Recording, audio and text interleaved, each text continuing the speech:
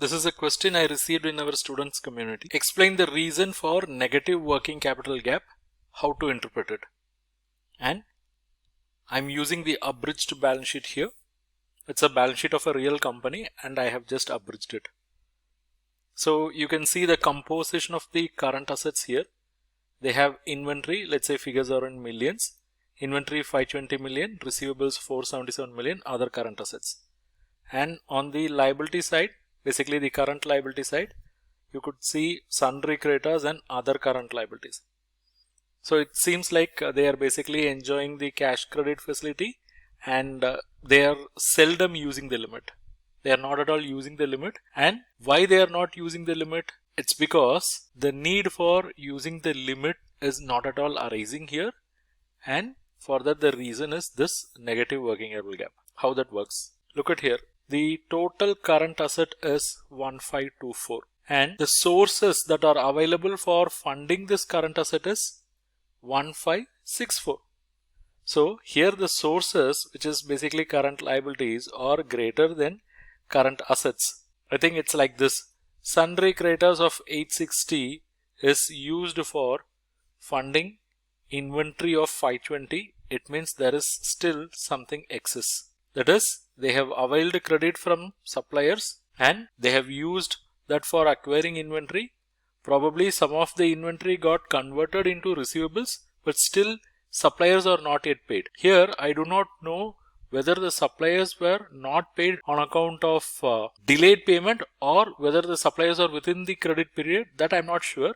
But what I could infer here is there are so much of outstandings to suppliers, and if I look at the corresponding inventory which is less than that, it means my presumption is some of the inventories got converted into sales and they are sitting here in receivables. It means for this unit, for managing the inventory and to a certain extent to manage the receivable, they are getting the funding support from sundry creditors itself, suppliers itself. Okay, that is interpretation 1 or inference number 1. Number 2, see, they have many outstandings. They have many expenses, outstandings, but they are yet to be paid. So that is sitting as other current liabilities. Since a good amount is pending as other current liabilities, to that extent, whatever the cash they are generating is in circulation, and that is helping them to manage the receivables as well, and that is actually helping them to manage or build up other current assets as well.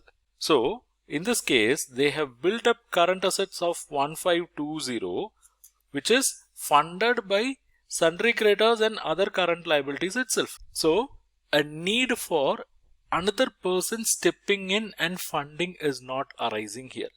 Because if you look at their total current asset, which is 1524, and the sources for funding these assets are 1564, it means already there is an excess financing.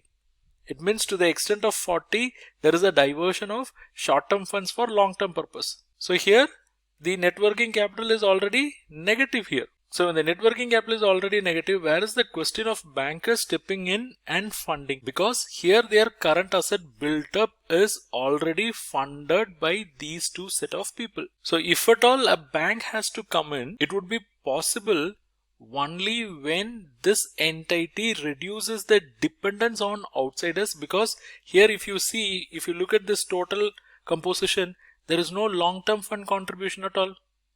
How it is evident? It is evident by looking at the net working capital. Net working capital is negative here. It means there is no long-term fund contribution for build-up of current asset. But if you want to ensure a manageable liquidity position for an entity, there should be an at least 25% long-term fund contribution for build-up of the current asset.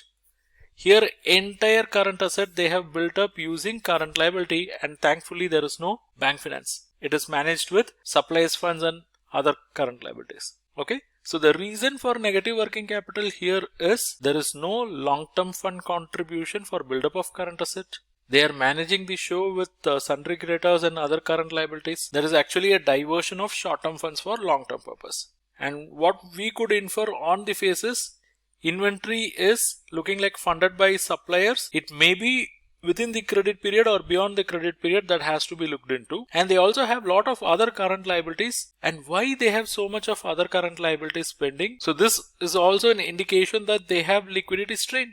Yes, obviously they have liquidity strain, because if you calculate their current asset by current liability, the ratio is going to be below 1. So this unit should reduce its dependence on current liabilities, and it should arrange to bring in long-term funds so that a portion of long-term funds can be used for supporting the buildup of current asset, and that will eventually result in positive net working capital.